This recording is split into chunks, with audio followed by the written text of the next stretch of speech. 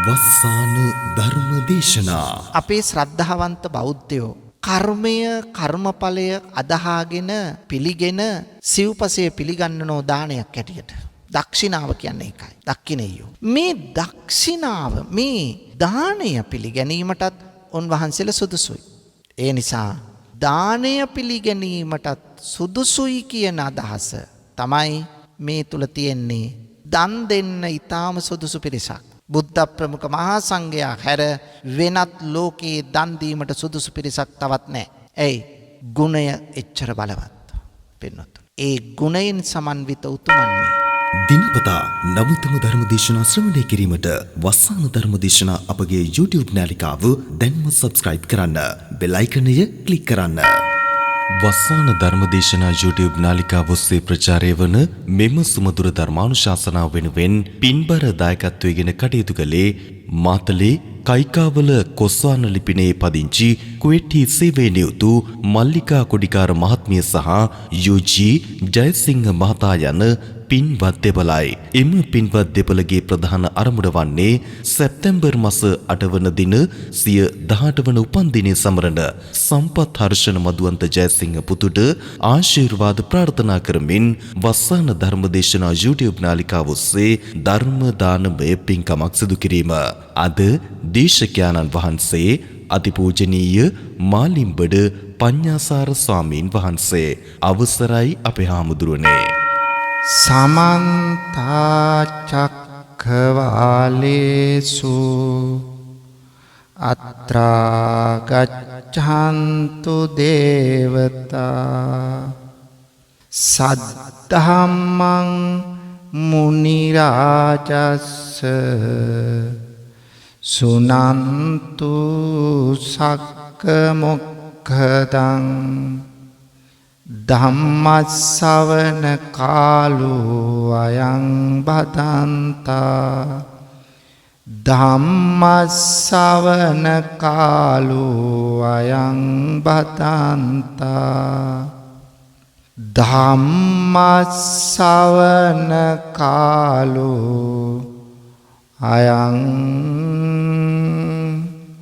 බදන්තා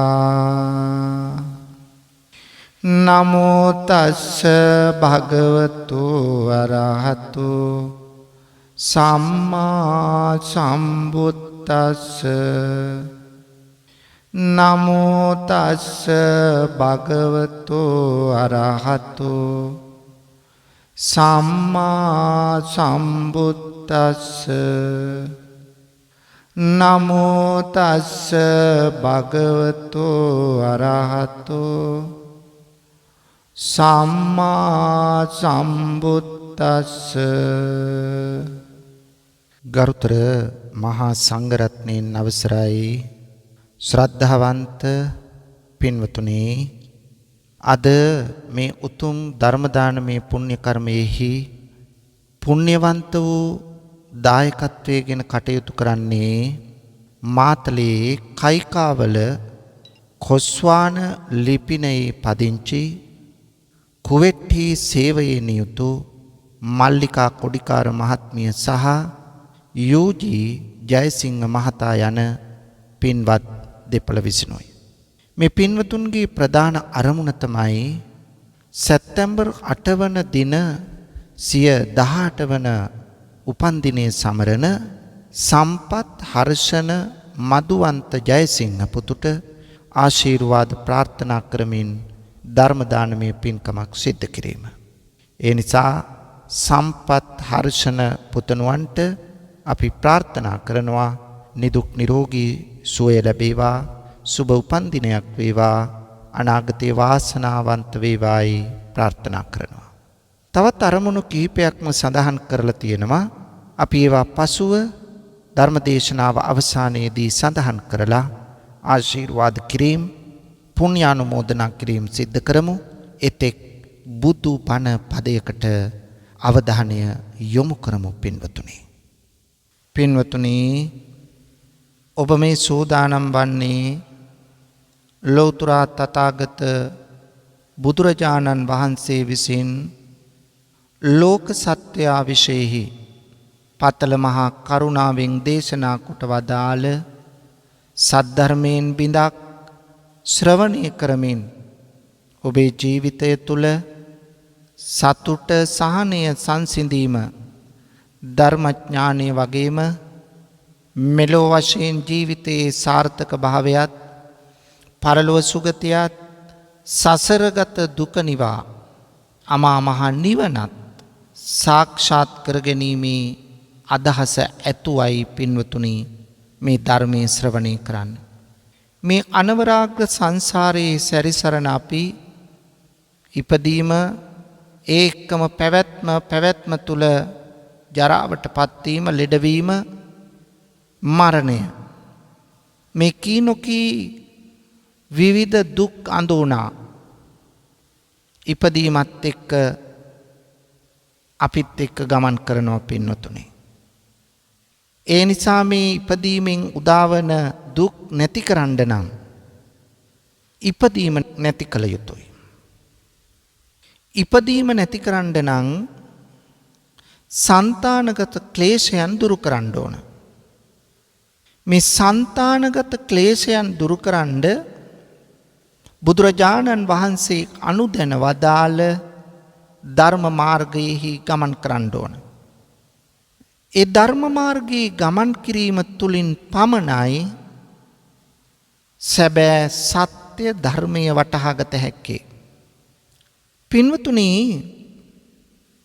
මේ කෙලෙස් සංසිඳුවා නිර්වාණය සාක්ෂාත් කිරීමට යන ගමනෙහි නිවනට බාධා පමුණුවන පින්වතුනි නීවරණ පහක් අපි මීට පෙර දේශනා දෙකකදී ශ්‍රවණය කළා. මේ නීවරණ පහෙන් අපි මේ දේශනා මාලාවෙන් සාකච්ඡා කරන්නේ පස්වන නීවරණය වන විචිකිච්ඡා නීවරණය නැති කරගන්නා ආකාරයයි. විචිකිච්ඡාව යනු සැකයයි. කුමක් ගැන ඇති කරගන්නා සැකයද? බුද්ධ ආදී අටතැන්හි ඇති කරගන්නා සැකයයි. මේ සැක සහගත චේතනාව අංශු මාත්‍රයක් හෝ සිත තුල පවතින්නේ නම් එවැන්නෙකුට සැක දුරු කළ නොහැකි බව හා සම්‍යක් දෘෂ්ටියට පැමිණ නැති බව තේරුම් ගන්න ඕන. බුද්ධ ආදී අටතැන්හි සැකය කෙනෙකු තුල පවතී නම් ඔහු සිටින්නේ මිත්‍යා දෘෂ්ටියකයි. ඒ නිසා මේ සැකතෙන් දුරු කරන්න නම් ඒ සැක ඇති වෙන දේ පිළිබඳව පුළුල් අවබෝධයක් වටහා ගැනීමක් දැනුමක් අපි තුල තියෙන්න ඕන. එතකොට පින්වතුනි අපි පළමු දේශනාවෙන් බුදුරජාණන් වහන්සේ පිළිබඳව බුදු ගුණ පිළිබඳව ඇතිවන සැකය දුරු කරගන්න ඓතිහාසිකව බුදුවරයෙක් පහළ වූ බවත් ලෞතර බුද්ධත්වයට පත් වූ බවත් මහා ප්‍රඥාවෙන් මහා කරුණාවෙන් සමන්විත බවත් නවරහාදී බුද්ධ ගුණ වලින් යුක්ත බවත් අපි වටහා ගත්තා.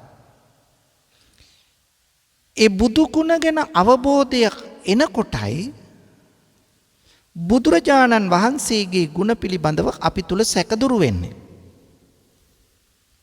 ඊළඟට අපි දෙවන දේශනාවෙන් ඉදිරිපත් කළා පින්වතුනි ඒ ධර්මය කුමක්ද? දේශනා කළ ධර්මය රසයෙන් එකක් බවත් ධර්ම විනය වශයෙන් කොටස් දෙකක් බවත් ත්‍රිපිටකය වශයෙන් කොටස් තුනක් බවත් නවාංග සත්තු ශාසනය වශයෙන් කොටස් 9ක් බවත් අපි ඒ දේශනාවේදී පැහැදිලි කළ අතර ධර්මය තේරුම් ගැනීමට පෙර ධර්මය කුමක්ද ධර්මය කුමක් සඳහාද? ධර්මය අපට පිහිටවන්නේ කෙසේද? යනාදිය පිළිබඳව අපි ධර්මයේ ගුණ 6කින් ඒ පිළිබඳව සාකච්ඡා කළා. ඒ ධර්මයේ ගුණ 6 සාකච්ඡා කරනකොට පින්නතුනි ඒ පිළිබඳව දැනුම සහ අවබෝධය ඇති කර ගන්නාකොට අන්න අපි තුල ධර්මයේ පිළිබඳව ඇතිවන විචිකිච්ඡාව හේවත් සැකය දුරු වෙනවා. මේ ධර්මයේ පරම සත්‍යක්ය, මේ ධර්මය ස්වාක්ඛාතය, එදිනෙදාම මෙහි ප්‍රතිඵල දැකිය හැකිය, සන්දුට්ඨිකය, අකාලිකය, ඒහිපස්සිකය, ඕපනයිකය, පච්චත්තං වේදිතබ්බෝ විඤ්ඤෝහි, තම තම නැනපමණින් ග්‍රහණය කරගත හැකිය. මේ ආදී එක ගුණය පිළිබඳව අපි සාකච්ඡා කළා. දැන් පින්නතුනි බුද්ධ ආදී අටතැන්හි සැකය පිළිබඳව සඳහන් කරනකොට ඒ තුල සංඝයාත් ඇතුළත්. සංඝයා ගැන ඇතිවන සැකය, සංඝ ගුණ පිළිබඳව ඇතිවන සැකය මේට ඇතුළත්. එහෙනම් දැන් අපි මේ මහා සංඝයා පිළිබඳ මහා සංඝයාගේ ගුණ පිළිබඳව තියෙන සැකය දුරු කරගන්න ඕන. ඒ සැකය දුරු නොවන්නේ නම් අපි ඉන්නේ සම්‍යක් දෘෂ්ටියක නෙවෙයි. අපි ඉන්නේ මිත්‍යා දෘෂ්ටියේ. ඒ නිසා පින්වතුනි අපි තුල සම්‍යක් දෘෂ්ටිය ගොඩනගා ගන්නට මේ සැකය දුරු කරගත යුතුයි. ලෝක ඉතිහාසයට අවධානය යොමු කරාම බෞද්ධ භික්ෂු පිරිසක් ප්‍රථම වතාවට ඇති කළේ තථාගතයන් වහන්සේ. එතෙක් ඉන්දියාවේ යම් යම් ශ්‍රමණ කණ්ඩායම් හිටි බව ඔබ අපි කවුරුත් දන්නවා. පින්වතුනි, ඉන්දියාවේ ප්‍රධාන ආගමික සම්ප්‍රදාය දෙකක් තිබුණා. එකක් බ්‍රාහ්මණ සම්ප්‍රදාය, අනෙක ශ්‍රමණ සම්ප්‍රදාය. ශ්‍රමණ සම්ප්‍රදාය කියලා කියන්නේ මේ අන්‍ය ශ්‍රමණ සම්ප්‍රදාය තමයි තිබුණේ. එතකොට අන්‍ය ශ්‍රමණ සම්ප්‍රදාය නියෝජනය කළ පිරිස් අතරේ තාපස, නිගණ්ඨ, ජටිල, ආජීවක, පරිබ්‍රාජක, අචේලක, සචේලක ආදී කොටස් හිටියා. මේ කොටස් අන්‍ය ශ්‍රමණ සම්ප්‍රදාය නියෝජනය කළේ. ප්‍රථම වතාවට ලෝතර බුදුරජාණන් වහන්සේ බෞද්ධ ශ්‍රමණ සම්ප්‍රදායක් ඇති කරනවා. උන්වහන්සේ බුද්ධත්වයේ ලැබලා ප්‍රථම ධර්මදේශනාව පවත්වන්න බරණැස ඉසිපතනාරාමයට වැඩම කළා. තමන්ට දුෂ්කර ක්‍රියා සමයේදී සමීපව ඉඳලා අප උපස්ථාන කළ පිරිසක්. මෙන්න මේ පිරිසට බුදුරජාණන් වහන්සේ කවුද කියලා දැන් ඉන්න තත්ත්වය පිළිබඳව හඳුන්වලා දීලා උන්වහන්සේ ප්‍රථම නැත්තම් මංගල සූත්‍ර දේශනාව පවත්වනවා. ඒ මංගල සූත්‍ර දේශනාව තමයි ධම්මචක්කප්පවත්තන සූත්‍ර දේශනාව. මේ ධම්මචක්කප්පවත්තන සූත්‍ර දේශනාවේදී බුදුරජාණන් වහන්සේ පැහැදිලි කරනවා ද්වේමේ භික්කවේ අන්තා පබ්බජිතේන නසේවිතබ්බං. පැවිද්දකු විසින් අනුගමනය නොකළ යුතු අන්ත දෙකක් තියෙනවා. මේ අන්ත දෙක තමයි එකක් කාමසුකල්ලිකානු යෝගය, අනෙක අත්තකිලමතානු යෝගය. මේ අන්තවාදී පිළිවෙත් දෙක බැහැර කළ බුදුරජාණන් වහන්සේ මජ්ක්‍ධිමා පටිපදා තථාගතේන අபிසම්බුද්ධා, මධ්‍යම ප්‍රතිපදාව පිළිබඳව දේශනා කරනවා. එතකොට මධ්‍යම ප්‍රතිපදාව සමන්විත වෙන්නේ ආර්ය අෂ්ටාංගික මාර්ගයෙන්. චතුරාර්ය සත්‍යයේ අවසාන සත්‍ය. දුක්ඛ සත්‍ය, සමුදය සත්‍ය, නිරෝධ සත්‍ය, මාර්ග සත්‍ය. දුක ඇතිවීමට හේතුව වන තෘෂ්ණාව, දුක නැති කිරීම, දුක නැති කරන්න නම් තෘෂ්ණාව නැති කරන්න ඕන. ඒ දුක නැති කිරීමේ මඟ තමයි අරිය අටංග මඟ. මේ ආර්ය අෂ්ටාංගික මාර්ගය ඔස්සේ ගමන් කරන්නට බුදුරජාණන් වහන්සේ මඟ පෙන්වනවා. දේශනාව පටන් ගත්ත වෙලාවෙ ඉඳලා පස්සක තවුසන් මේට දැඩි අවධානයෙන් ඇහුම්කන් දෙන අතර ඒ ඔස්සේ සිත ක්‍රියාත්මක වෙනවා. දේශනාව අවසන් වෙනකොට නුවණ අවබෝධය වැඩියෙන්ම තිබිච්ච කොණ්ඩඤ්ඤ තවුසාට පුළුවන් වෙනවා අපිව සසරට බැඳ තබන සංයෝජන 10න් පළමු සංයෝජන 3 වන සක්කාය දිට්ඨි විචිකිච්ඡා සීලබ්බත පරාමාස යන සංයෝජන 3 බිඳ දමා සෝවාන් මගඵල නුවණ ලබන්න. අනතුරුව අනිත් සිව් දෙනාටද මෙම සූත්‍රයම නැවත නැවතත් දේශනා කොට ඒ අයද සෝවාන් මගඵල නුවණට පත් කළා. ඉන්පසුව ඉතිහාසයේ ප්‍රථම වරට පින්වතුනි බෞද්ධ භික්ෂුවක් නිර්මාණය වෙනවා. ඒ තමයි මේ පස් දෙනාටම බුදුරජාණන් වහන්සේ තම දකුණු ශ්‍රී හස්තය දිගු කොට කතා කරනවා. මහණ මෙහි එන්න. උතුම් බ්‍රහ්මචර්යාවේ හැසිරෙන්න. දුක් කෙලවර කරන්න කියලා. මේ ගිහි පිරිසට මේ තවුස් පිරිසටයි කතා කරන්නේ. දකුණු ශ්‍රී හස්තය දිගු කරලා කතා කරනවා. ඒහි බික්කු චර බ්‍රහ්මචරියං සම්මා දුක්ඛස්ස අන්තකිරියාය. මෙහෙම කතා කළාම අර ගිහි වෙස් අතුරුදන් වෙලා අංග සම්පූර්ණ සිවුරු පෙර වූ හිසකෙස් අතුරුදන් වූ ගිහි වෙස් අතුරුදන් වූ සැටවයස් සපිරුණු මහත් තෙරවරුන්සේ බුදුරජාණන් වහන්සේ ඉදිරියේ පෙනී සිටියා. පින්වතුනි, මෙතනින් තමයි බෞද්ධ භික්ෂු සමාජය ආරම්භ වන්නේ. මේ භික්ෂූන් වහන්සේලා පස් දෙනාට බුදුරජාණන් වහන්සේ නැවතත් අනත්ත ලක්කන සූත්‍රය දේශනා කොට රහත් භාවයට පත් කළා. දැන් ශාසනයේ රහතන් වහන්සේලා පස් නමක්. එහෙනම් ඓතිහාසික වශයෙන් ගත් කල බෞද්ධ භික්ෂු පිරිසක් පින්වතුනි නිර්මාණය වෙනවා. එහෙනම් බෞද්ධ භික්ෂු පිරිසක් නිර්මාණය වෙන්න මෙන්න මේක තමයි පසුබිම. මේ පසුබිම මේ විදියට සකස් වුණා. බෞද්ධ භික්ෂු පිරිස ඉන් අනතුරුව ක්‍රමයෙන් වර්ධනය වෙනවා. එතකොට මේ කවුද මේ පිහිවෙන බෞද්ධ භික්ෂු පිරිස? ආර්යයන් වහන්සේලා. ශ්‍රාවක සංඝ පිරිසක් මේ.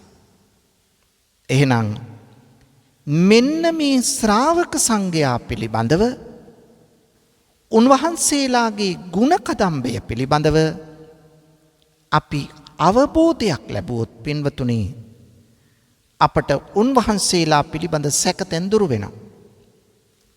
විනයගරුක, ගුණගරුක, ශික්ෂාකාමී, සිල්වත්, ආදර්ශ සම්පන්න පිරිසක් වශයෙන් තමයි භික්ෂුව සකස් වෙන්නේ. අල්පේච්ඡ, ඡාම් ගති පැවතුම් වලින් යුක්ත, සරල ක්‍රියාකාරකම් ඇති, භෝජනයේ පමණ දෙන ආහාර ගන්නා, ලද දෙයින් සතුටු වන ගුණයෙන් යුක්ත, සිව්පසය ලද පමණින් පිළිගන්නා පිරිසක් බවට පත් වෙනවා. උන්වහන්සේලාගේ කාර්ය තමා වෙනුවෙන් ඇති කරගත යුතු දෙයක් දැන් නැහැ. රහත් භාවයට පත් වෙලා සමාජ උන්නතිය වෙනුවෙන් තමයි කටයුතු කරන්නේ. ඒ නිසා උන්වහන්සේලා බුද්ධාවවාදය අනුව චරත භික්කවේ චාරිකං කියන අවවාදයට අනුව ගම් දනව් සිසාරා වැඩම කරමින් මුල මැද අග පැහැදිලි පිරිසිදු ධර්මය දේශනා කරමින් ජනතාවට ධර්මාවබෝධය පිණිස කටයුතු කළා. සත්‍ය වටහා දීම පිණිස කටයුතු කළා. එහෙනම් මෙන්න මේ සංඝ පිරිස තුල පැවති ගුණ පිළිබඳව අපි දැනගන්නකොට උන්වහන්සේලා පිළිබඳ උන්වහන්සේගේ ගුණයන් පිළිබඳව අපි තුල තියෙන සැකය ක්‍රමයෙන් පහ වී යනවා. එතකොට නිවනට දොර විවෘත කර ගැනීමක් මේ කරන්නේ. සැකය තියාගෙන නිවන් දකින්න බෑ පින්නතුනි. නිවන වහනවයි කියලා කිව්වේ ඒකනේ. නීවරණ කියන වචනේ පාවිච්චි කළේ. එහෙනම් අපි පින්වතුනි මේ ඉතිහාසයේ ඇතිවෙච්ච මේ සංඝ පිරිස පිළිබඳව අපි අවධානය යොමු කරමු. උන්වහන්සේලාගේ ගුණ කදම්බය පිළිබඳ. ඊට පෙර පින්වතුනි මම ඔබට වටහලා දෙනවා මේ සංඝ පිරිස අපි දැන් වඳින්නේ සංඝයා වඳින ගාථාව ඔබ කවුරුත් දන්නවා සුපටිපන්නෝ ගාථාවෙන්. එතකොට සුපටිපන්නෝ ගාථාවෙන් වඳින්නේ සුපටිපන්නෝ භගවතෝ ශාවක සංඝෝ. මේ වඳින්නේ මොන සංඝයාද? ශ්‍රාවක සංඝයා. ශ්‍රාවක සංඝයා කියන්නේ කවුද? ශ්‍රාවක සංඝයා කියන්නේ පින්වතුනි මෙතනදී ආර්ය තත්ත්වයට පත්වෙච්ච උතුමන්. ශ්‍රාවක සංඝ කොටසට ඇතුළත් වෙන්නේ පුහුදුන් භික්ෂුන් නෙවෙයි. පුහුදුන් භික්ෂුණීන්, පුහුදුන් උපාසකයින්, පුහුදුන් උපාසිකාවන් නෙවෙයි. ශ්‍රාවක සංඝ කොටසට ඇතුළත් වන්නේ අඩුම ගණනේ සෝවාන් භාවයට හෝපත්තු භික්ෂු භික්ෂුණී උපාසක උපාසිකා කියන සිව් පිරිසයි. ඔන්න හොඳට තේරුම් ගන්න නැවතත් කියනවා ශ්‍රාවක සංඝ කොටස තුල භික්ෂූන් භික්ෂුණීන් පමණක් නෙවෙයි ඉන්නේ ආර්ය තත්ත්වයට පත්වෙච්ච උපාසක උපාසිකාවන්ද ඉන්නවා. මෙන්න මේ අය කී දෙනෙක් ඉන්නවද? චත්තාරි පුරුෂ යුගානි. චත්තාරි කියන්නේ 4යි. පුරුෂ යුගානි යුගල වශයෙන් ගත් කල කොටස් 4යි. කවුද ඒ කොටස් 4? සෝවාන් මාර්ගයේ සෝවාන් ඵලය එක යුගලයයි. සකදාගාමි මාර්ගයේ සකදාගාමි ඵලය එක යුගලයයි. අනාගාමි මාර්ගයේ අනාගාමි ඵලය එක යුගලයයි. රහත් මාර්ගයේ රහත් ඵලය එක යුගලයයි. මෙන්න යුගල 4යි. වෙන වෙනම ගත් කල පුද්ගලයන් 8 දෙනෙක් ඉන්නවා. කවුද පුද්ගලයෝ 8 දෙනා? අට පුරුෂ පුද්ගලයා. සෝවාන් මාර්ගයටපත් පුද්ගලයා සෝවාන් ඵලය ලැබූ පුද්ගලයා 2යි. සකදාගාමි මාර්ගයටපත් පුද්ගලයා සකදාගාමි ඵලය ලැබූ පුද්ගලයා 4යි. අනාගාමි මාර්ගයටපත් පුද්ගලයා අනාගාමි ඵලය ලැබූ පුද්ගලයා 6යි. රහත් මාර්ගයටපත් පුද්ගලයා රහත් ඵලය ලැබූ පුද්ගලයා 8යි. ඔන්න පුද්ගලයෝ 8 දෙනා.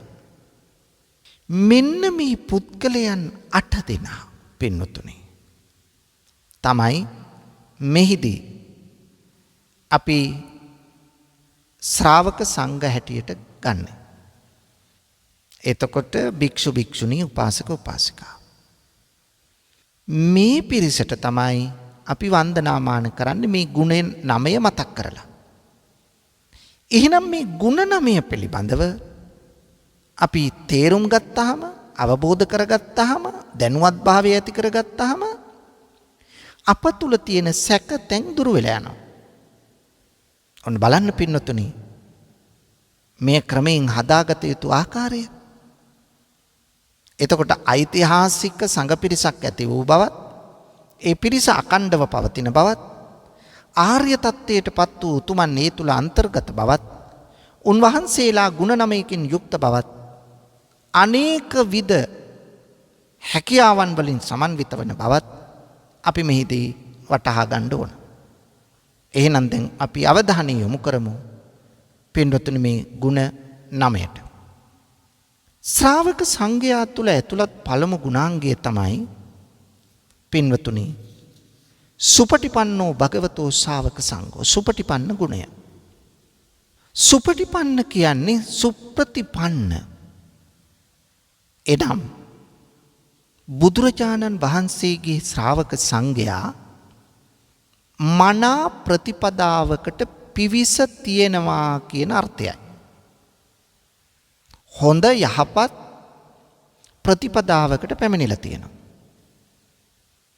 ඒ කියන්නේ සම්මා ප්‍රතිපදාවක්, අනිවත්ත ප්‍රතිපදාවක්, අනුලෝම ප්‍රතිපදාවක්, ධම්මානුධම්ම ප්‍රතිපදාවක්. මේ නම් වලින් තමයි මේ නිර්වාණගාමී ප්‍රතිපදාව හඳුන්වන්නේ. එහෙනම් මේ යහපත් ප්‍රතිපදාව පින්වතුනි ඊටාම උසස් උතුම් සෝවාන් ආදී මාර්ගඵල ප්‍රතිවේදයට බැසගත් පිරිසක් මේ. ඒ නිසා මේ ප්‍රතිපදාව පින්වතුනි ලෞකික ප්‍රතිපදාවක් නෙවෙයි. මේ සුපටිපන්න ප්‍රතිපදාව ලෝකෝත්තර ප්‍රතිපදාවක්. මෙය යමෙකු අනුගමනය කරන්නේ නම් මේ වරදින්නේ නැහැ. එහෙනම් නොවරදින ප්‍රතිපදාවක්. මෙන්න මේ උත්තුංග සම්මා ප්‍රතිපදාවෙන් ධර්මානුධර්ම ප්‍රතිපදාවෙන් යුක්ත වූ නිසා පින්නතුනි මේ ශ්‍රාවක සංඝයා සුපටිපන්නෝ කියන ගුණයෙන් හඳුන්වනවා. සුපටිපන්නෝ කියන ගුණයෙන් හඳුන්වනවා. එතකොට සුපටිපන්න ගුණය පිළිබඳව අපිට අවබෝධයක් තියෙනවා, සැකයක් නැහැ. ඇයි පින්වතුනි මේ ප්‍රතිපදාවේ ගමන් කරන සෝවාන් සකදාගාමි අනාගාමි අරහත් මගඵල නුවණ ලැබපු පිරිසක්. එතකොට උන්වහන්සේලා ආදර්ශයට ගන්න පුළුවන්. උන්වහන්සේලාගේ චරිතය, උන්වහන්සේලාගේ ක්‍රියාකලාපය, උන්වහන්සේලාගේ මේ ප්‍රතිපත්තිය ආදර්ශයට අරගෙන ඒ ඔස්සේ ගමන් කරන්න අපට පුළුවන්කම තියෙනවා. කවදාවත් වරදින්නේ නැහැ. ඇයි? මේ ලෝකෝත්තර ප්‍රතිපදාවක් නිසා. ලෞකික ප්‍රතිපදාව වෙනස් වෙන්න පුළුවන්. ලෝකෝත්තර ප්‍රතිපදාව කිසි විටකත් වෙනස් වෙන්නේ නැහැ පින්නතුනි. ඒක එකයි, දෙකක් නෑ. දෙවනි ගුණය තමයි උජ්ජුපටිපන්නෝ. මම මේ ගුණ කැටි කරලා සාරාංශ කරලායි ඔබට කියන්නේ. මේවා දීර්ඝ දේශනා තියෙන්නේ, නමුත් මේ එක් කරලා ඔබට කියලා දෙන්නේ. පහසුවෙන් මතක තියාගන්න. උජුපටිපන්නෝ භගවතෝ ශාවක සංඝෝ. මෙතන කියන්නේ ඍජු ගුණයෙන් යුක්තයි කියලා. බුදුරජාණන් වහන්සේගේ ශ්‍රාවක සංඝයා ඍජු ප්‍රතිපදාවට පිවිසිලා තියෙනවා. මොකක්ද මේ වැනෙන්නේ නැති නොවෙනස් ඍජු ප්‍රතිපදාව? ඒ තමයි සීල සමාධි ප්‍රඥා. මෙන්න මේ ත්‍රිශික්ෂාවෙන් යුත් ශාසන ප්‍රතිපදාවට එක එල්ලේම බැසගත්තා කියන අර්ථය තමයි මේ තුල තියෙන්නේ පින්නතුනේ. එතකොට කාය ඍජුතා, වාග් ඍජුතා, මනෝ ඍජුතා කියන සිත, කය, වචනයම තුන්දොරම ඍජුයි. අයිත් ඒ වයින් අබමල් රේණුවක වරදක් අන් අයට සිදු වෙන්නේ නැහැ පින්වතුනි. කොච්චර වැදගත්ද? එතකොට මෙන්න මේ ඍජු ප්‍රතිපත්තියක පිහිටා මේ ශ්‍රාවක සංඝයා කටයුතු කරන බැවින් වැනෙන සෙලවෙන වෙනස් වෙන ප්‍රතිපත්තියක් නෙවෙයි. ඍජු ගුණයක් තියෙන්නේ. ඒ නිසා උන්වහන්සේලා උජුපටිපන්නෝ කියන ගුණයෙන් හඳුන්වනවා. තුන්වෙනි ගුණය තමයි ඥායපටිපන්නෝ. මේ ශ්‍රාවක සංඝයා න්‍යාය ධර්ම නම් වූ රහත් මගට පිළිපන් කියලා කියන අර්ථයයි. රහත් මගට අවතීර්ණ වෙලා න්‍යාය ධර්ම කිව්වේ ඒකයි. රහත් මාර්ගයට අවතීර්ණ වෙලා ඥාය පටිපදා කියන්නේ රහත් වීමේ ප්‍රතිපදාව.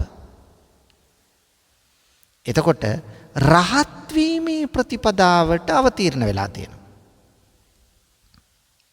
මේ රහත් වීමේ ප්‍රතිපදාවට අවතීර්ණයි කියන්නේ පින්වතුනි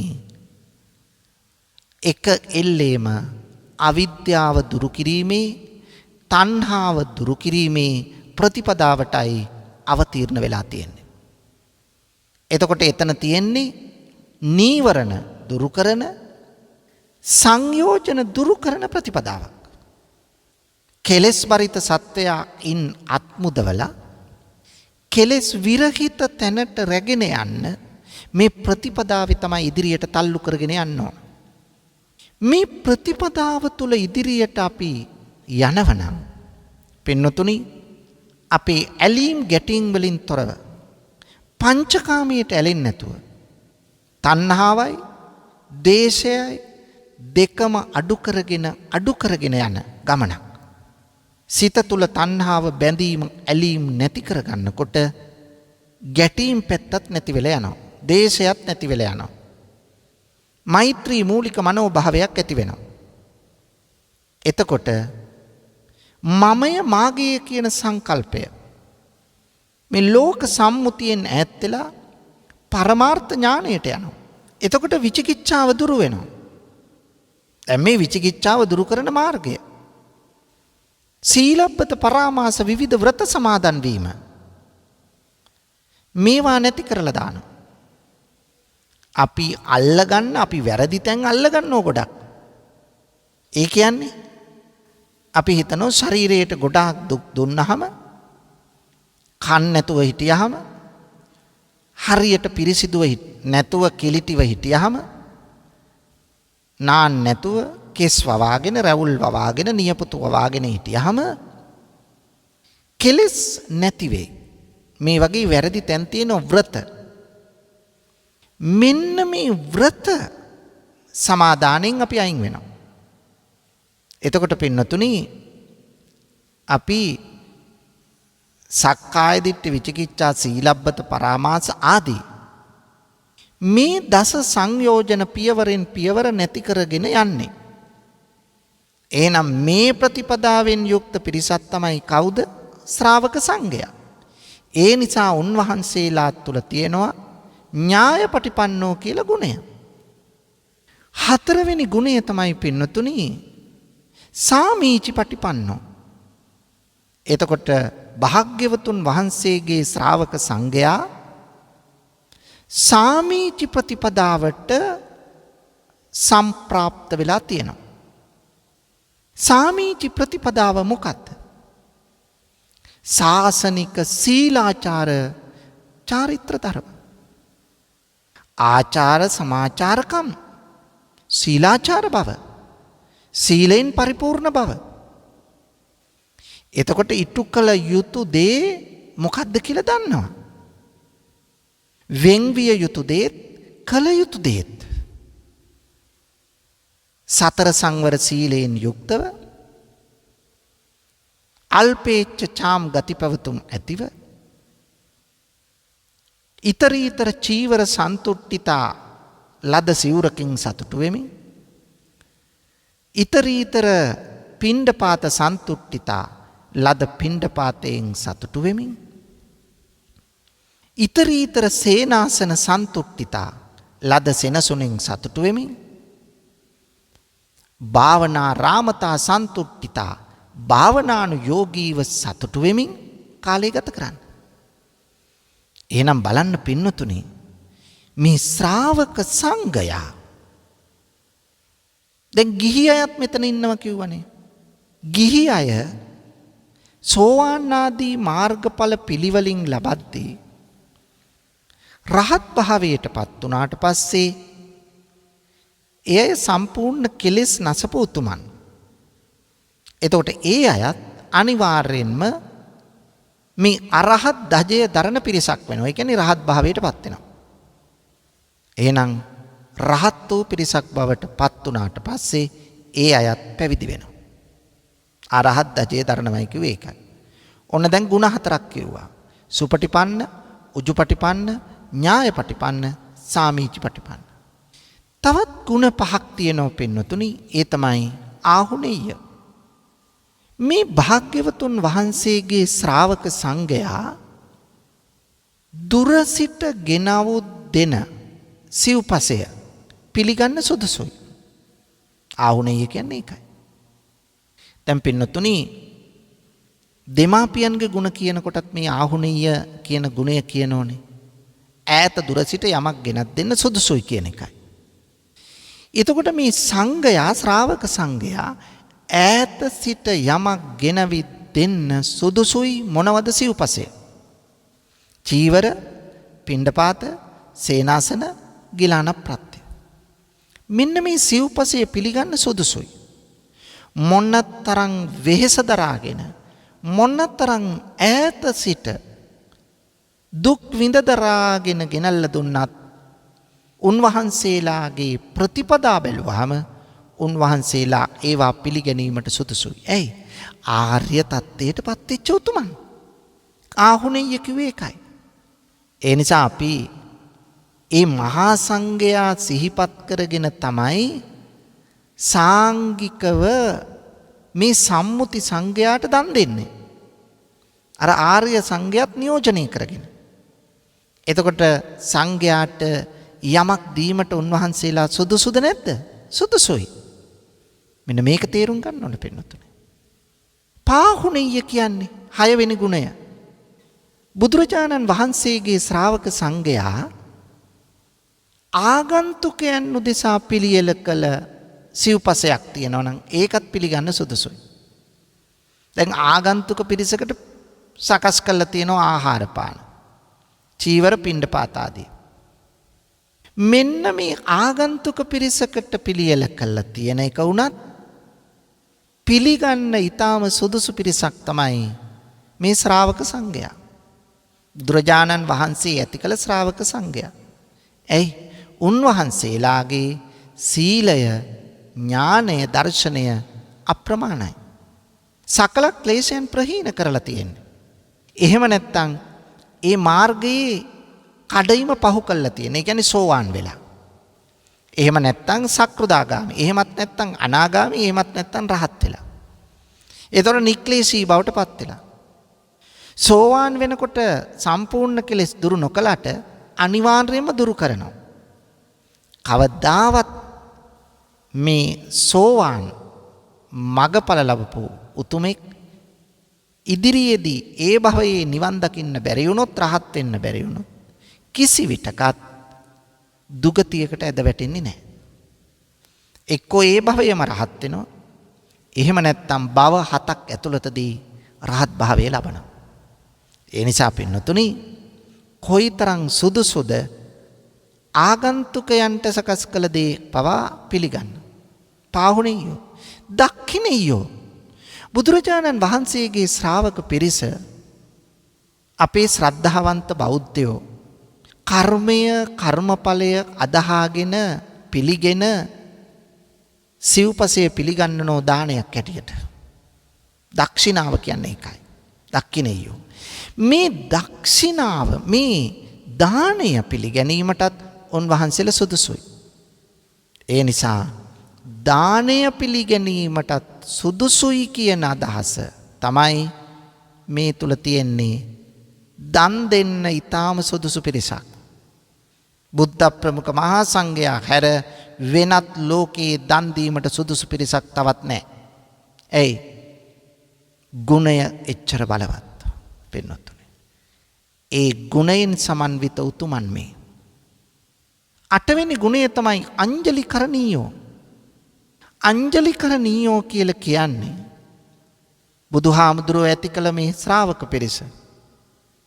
දෙවියන් වේවා බඹුන් වේවා සියලු ලෝවැසියන් පින්නතුනි සියලු ලෝවැසියන් විසින් ඇඟිලි බැඳ දොහොත් මුදුනේ තබා වැන්දොත් අන්නේ වන්දනයටත් සුදුසුයි. දෑත් එකතු කරලා නළලේ තියලා වඳින්න සුදුසු පිරිසක්. ඒ නිසා ඒ ශ්‍රාවක සංඝයා එච්චර උතුම්. මෙහිමයි පින්නතුනි සංඝයා වඳිනකොට අපි හිතන්න ඕන. තුනුරුවන් වඳිනකොට සංඝයා වඳින ගාථාව කියද්දී අපි හිතන්න ඕන අපි මේ වඳින්නේ ශ්‍රාවක සංඝයාට. ඒ කියන්නේ සෝවාන් ආදී මාර්ගඵල ලබාගත් උතුමන්ට අපි මේ වඳින්නේ. උන්වහන්සේලා මේ ගුණයන්ගෙන් යුක්තයි. ඉතින් ඒ නිසා උන්වහන්සේලා මේ ගුණවලින් යුක්ත නම් මොනතරම් පුණ්‍ය ශක්තියක් අපි තුලට එකතු වෙනවද උන්වහන්සේලා වන්දනමාන කිරීමෙන්. ඊළඟට පින්නතුනි 9 වෙනි ගුණාංගය තමයි අනුත්තරං පුඤ්ඤක්කෙත්තං ලෝකස්ස. බුදුහාමුදුරුන්ගේ ශ්‍රාවක සංඝයා සියලු ලෝවැසියන්ගේ අනුත්තර වූ ශ්‍රේෂ්ඨතම වූ සාරවත් පින් කෙතක්. පින් නැමැති බීජ වපුරන්න සුදුසු බිමක්. පුණ්‍යක් ක්ෂේත්‍රයක්. පින් කෙතක් කිව්වේ ඒකයි. පුණ්‍යක් ක්ෂේත්‍රයක් පින්වතුනි. එහෙනම් පුණ්‍යක් ක්ෂේත්‍රයක් වූ මේ ශ්‍රාවක සංඝයා ඇයිද අපට වඳින්න බැරි? බලන්න පින්වතුනි එහෙනම් සංඝයා වැඳීමට පෙර තෙරුවන් අතර ඉන්න සංඝයා වැඳීමට පෙර මේ ගුණ 9 අපි දැන සිටිය යුතුද නැද්ද? දැන සිටිය යුතුයි. නැත්තම් අපිට සැබෑ අවබෝධයෙන් වන්දනමාන කරන්න බෑ. එතකොට වඳිනකොට අපි මේ ගාථාව සජ්ජායනා කරනකොට මේ ගුණ 9 තේරුම හරියට දැනගෙන වටහාගෙන දැනුවත් භාවය ඇති කරගෙන අවබෝධය ඇති කරගෙන තමයි වන්දනාමාන කරන්න ඕන. එතකොට අපි තුල සැකයක් නැහැ නේ පින්නතුනි. බුදුහාමුදුරුවෝ ගැන සැකයකුත් නැහැ, ධර්මයේ ගැන සැකයකුත් නැහැ, සංඝයා ගැන සැකයකුත් නැහැ. මේ අපි වඳින්නේ ශ්‍රාවක සංඝයාට. ආර්ය තත්ත්වයට පත්වෙච්ච උතුමන්ට. එහෙනම් මේ ගුණ 9 පිළිබඳ දැනුවත් භාවය අපි තුල ඇතිවිය යුතුයමයි පින්වතුනි. මේ ගුණ 9න් සමන්විත මහා සංඝයා පින්වතුනි බුදුරජාණන් වහන්සේගේ විනය පිටකයට ගියාම අපට පේනවා කොයිතරම් හික්මිච්ච ගුණගරුක පිරිසක්ද. උන්වහන්සේලාට වැරදි සිද්ධ වෙන්න තියෙන සීමාවන් හොඳට හඳුනගෙන එකිනෙකා කෙරෙහි පිළිපදිමින් කටයුතු කරන්න ඕන විදිය මේකේ දක්වලා තියෙනවා. එතකොට සීමාවෙන් එහාට පනින්න බෑ.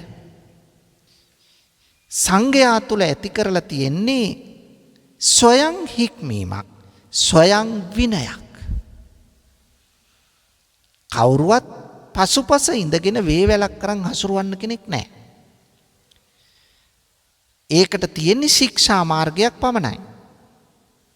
ඒ ශික්ෂා මාර්ගයේ රාමුව හැටියට හදාගෙන ඉන් පිටට පනින්න නැතුව ඒවායේ තියෙන බරපතලකම තේරුම්ගෙන ඒ අනුව කටයුතු කරන්න තමයි ශ්‍රාවක සංඝයා නෙමෙයි භික්ෂු සංඝයාටත් උපදෙස් දීලා තියෙන්නේ.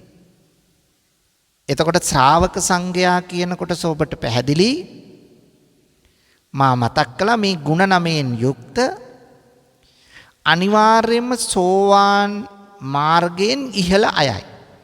ඉහළ උතුමන්. එතන ගිහි පැවිදි කොටස් දෙකම ඉන්නවා.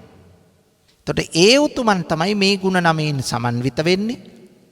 සුපටිපන්න, උජුපටිපන්න, ඥායපටිපන්න, සාමීචිපටිපන්න, ආහුනේය, පාහුනේය, දක්ඛිනේය, අංජලිකරණීය, අනුත්තරං පුඤ්ඤක්කෙත්තං ලෝකස්ස. මේ ගුණ නමය අයිති ඒ උතුමන්ට. බික්කු සංඝ කියන කොටසකුත් ඉන්නවා. මේ බික්කු සංඝ කියන කොටස තුල ආර්ය උතුමන් පමණක් නෙවෙයි ඉන්නේ, පුහුදුන් අයත් ඉන්නවා. හැබැයි ශ්‍රාවක සංඝයා කොටස තුල හිටියේ කවුද? සෝවාන් මාර්ගයේ ඉඳලා රහත් ඵලයේ දක්වා ඉන්න උතුමන් පමණයි. එතකොට එතන හිටිය භික්ෂු භික්ෂුණී උපාසක උපාසිකා කොටස් 4ම. හැබැයි බික්කු සංඝ කියන කොටස තුල ගිහි අය නැහැ. භික්ෂුණීන් නැහැ. භික්ෂු පිරිස විතරයි. එතකොට භික්ෂූන් වහන්සේලා මෙතන ඉන්නවා. බික්කු සංඝ කියන කොටසේ රහත් වෙච්ච, අනාගාමි වෙච්ච, සක්‍රුදාගාමි වෙච්ච, සෝවාන් වෙච්ච පිරිස වගේම ඒට මාර්ගයේ ගමන් කරන කල්යාණ ප්‍රතජන භික්ෂූන් සහ ප්‍රතජන භික්ෂූන් මේ සියලු දෙනාම මෙතන ඉන්නවා. අන්න ඒ සියලු දෙනාම ඇතුළත් පිරිසට තමයි අපි කියන්නේ බික්කු සංඝ. දැන් අපි දානයක් පිරිනමනකොට පිරිනමන්නේ ওই බික්කු සංඝයාටයි. එතකොට එතන පුහුදුන් භික්ෂූන් වහන්සේලාත් අයිති වෙනවා. අර ආර්ය තත්ත්වයටපත් වෙච්ච උතුමනොත් අයිති වෙනවා. ඒක නිසා දානය මහත්ඵල මහානිසංස වෙනවා. එහෙනම් පින්නතුනි ඔන්න තුන්වෙනි කරුණ තමයි බුද්ධ ආදී යටතැන්හි සැකයේ මේ තුන්වෙනි දේශනාවෙන් පෙන්වල දුන්නේ මහා සංඝයා ගැන සැක නැති වෙන්න නම් මහා සංඝයාගේ මේ ගුණ අපි දැනගත යුතුමයි. මේ ගුණ ඔස්සේ කටයුතු කළොත් පින්වතුනි අපට පුළුවන් ඊටම නිවැරදි දැක්මක් ඔස්සේ සම්‍යක් දෘෂ්ටියට පැමිණි මේ නීවරණය ක්‍රමයෙන් පළමුව යටපත් කොට පසුව නැති කර දැමීමට පුළුවන් වෙනවා. එවැනි තත්ත්වයක් ගොඩනගා ගැනීමට මේ දේශනාව ප්‍රබල පිටුවහලක් වේවායි මා ප්‍රාර්ථනා කරනවා. අද මේ උතුම් ධර්ම දානමේ පුණ්‍ය කර්මයේහි සදැහැති දායකත්වයෙන් කටයුතු කරන්නේ මාතලේ කයිකාවල කොස්වාන ලිපිනේ පදිංචි කුවෙට්ටි සේවයේ නියුතු මල්ලිකා කොඩිකාර මහත්මිය සහ යූ.ජී. ජයසිංහ මහතා යන පින්වත් දෙපළ විසිනුයි. මේ පින්වතුන්ගේ ප්‍රධාන අරමුණ තමයි සැප්තැම්බර් 8 වන දින සිය 18 වන උපන්දිනයේ සමරන සම්පත් හර්ෂණ මදුවන්ත ජයසිංහ පුතුට ආශිර්වාද ප්‍රාර්ථනා කරමින් ධර්ම දානමය පින්කමක් සිද්ධ කිරීම. ඒ වගේම තවත් බලාපොරොත්තු කීපයක් තියෙනවා. යූ.ජී. එලීසා සහෝදරියට පියසිරි විජේ රත්න පුතුට හා නිසංසලා දියණියට රේණුකා නිල්මිනී සහෝදරිය මියගිය කේ චන්ද්‍රසේන කොඩිකාර සහෝදරයාගේ දරු තිදෙනා ඇතුළු පවුලේ සියලු දෙනාට නිදුක් නිරෝගී සුවය දීර්ඝායුෂ ප්‍රාර්ථනා කරනවා. ඒ වගේම 2010 මාර්තු 26 වෙනි දින පරලෝ සැපත් කේ සුවාරිස් පියාණන්ට 2008 මැයි 21 වන දින පරලෝ සැපත් ජී ලැස්ලින් සිල්වා මෑණියන්ට 2002 අගෝස්තු 18 වන දින පරලෝ සැපත් කේ චන්ද්‍රසේන කොඩිකාර සහෝදරයාට කුවෙට්ටි සේවයෙන් නියුතු ලලිතා කුමාරි මහත්මියගේ දයාබර ස්වාමි පුරුෂයා වන 2021 ජුනි මාස 18 වන දින පරලෝ සැපත් WP සෝමතිලක මහතාටත් පින් අනුමෝදන් කරන්න බලාපොරොත්තු වෙනවා. ඒ නිසා මේ පින් ඒ නම් සඳහන් කළ සියලු දෙනාට අනුමෝදන් වේවා අනුමෝදන් කරමු. ඒ අය සුඛී සුවපත් වේවා. ඉක්මන් භවයකදීම අමා මහ නිවනින් සැනසේවායි ප්‍රාර්ථනා කරමු. පින්කම කළ ඔබටත් සම්බන්ධ වුණු සියලු දෙනාටත් ඒ වගේම ධර්ම ශ්‍රවණය කළ ලක්වැසි ලෝවැසි සියලු දෙනාටම මෙලෝ යහපත වේවා. පරලෝ සුගතිය වේවා. ප්‍රාර්ථනීය බෝධියකින් උතුම් අමා මහ නිවනින් සැනසේවායි ප්‍රාර්ථනා කරමු. ආකාශට්ටා ච බුම්මට්ටා දේවා නාග මහිත්‍තිකා පුඤ්ඤන්තං අනුමෝදිත්වා චිරං රක්칸තු ලෝක සාසනං. ආකාශට්ටා ච බුම්මට්ටා දේවා නාග මහිත්‍තිකා පුඤ්ඤන්තං අනුමෝදිත්වා චිරං රක්칸තු දේශනං. ආකාශට්ටා ච බුම්මට්ටා දේවා නාග මහිත්‍තිකා පුඤ්ඤන්තං අනුමෝදිත්වා චිරං රක්ඛන්තු මං පරන්ති. වස්සාන ධර්මදේශනා YouTube නාලිකාව ඔස්සේ ඔබ ඒ ශ්‍රවණය කළේ සැප්තැම්බර් මාස 8 වන දින සිය 18 වන උපන්දිනය සමරන සම්පත් හර්ෂණ මදුවන්ත ජයසිංහ පුතුට ආශිර්වාද ප්‍රාර්ථනා කරමින් වස්සාන ධර්මදේශනා YouTube නාලිකාව ඔස්සේ සිදු කළ ධර්ම දානමය පින්කමයි. ඒ වෙනුවෙන් පින්බර දායකත්වයෙන් කටයුතු කළේ මාතලේ කයිකාවල කොස්වාන ලිපිනේ පදිංචි කුවේටි සේවයේ නියුතු මල්ලිකා කුඩිකාර මහත්මිය සහ UG ජයසිංහ මහතා යන පින්වත් දෙපළයි. සිදු කළා වූ ධර්ම දානමය කුසලයේ අනුභවයේ බලයෙන් එම පින්වත් දෙපළ ඇතුළු පවුලේ සියලුම දෙනාට නිදුක් නිරෝගී චිරජීවනය උදා වේවායි සාදු සිතින් ප්‍රාර්ථනා කරමු. ධම්මසු ඔබ සැමට සම්මා සම්බුදු සරණයි. වස්සාන ධර්මදේශනා YouTube නාලිකාව ඔස්සේ දායකත්ව ධර්මදේශනාවක් ප්‍රචාරය කර ගැනීමට අවශ්‍ය නම් දැන්ම කතා කරන්න 071 57 57 13 දුරකථන අංකයට 071 57 57 13 දුරකථන අංකයට WhatsApp Viber ඉමු මගින් දැන්ම කතා කර ඔබේ දායකත්ව ධර්මදේශනාව දැන්ම වෙන් කරවා ගන්න. ධම්මසූබ සැමට සම්මා සම්බුදු සරණයි. දිනපතා නවතම ධර්මදේශනා ශ්‍රවණය කිරීමට වස්සාන ධර්මදේශනා අපගේ YouTube නාලිකාව දැන්ම subscribe කරන්න. බෙල් අයිකනය ක්ලික් කරන්න.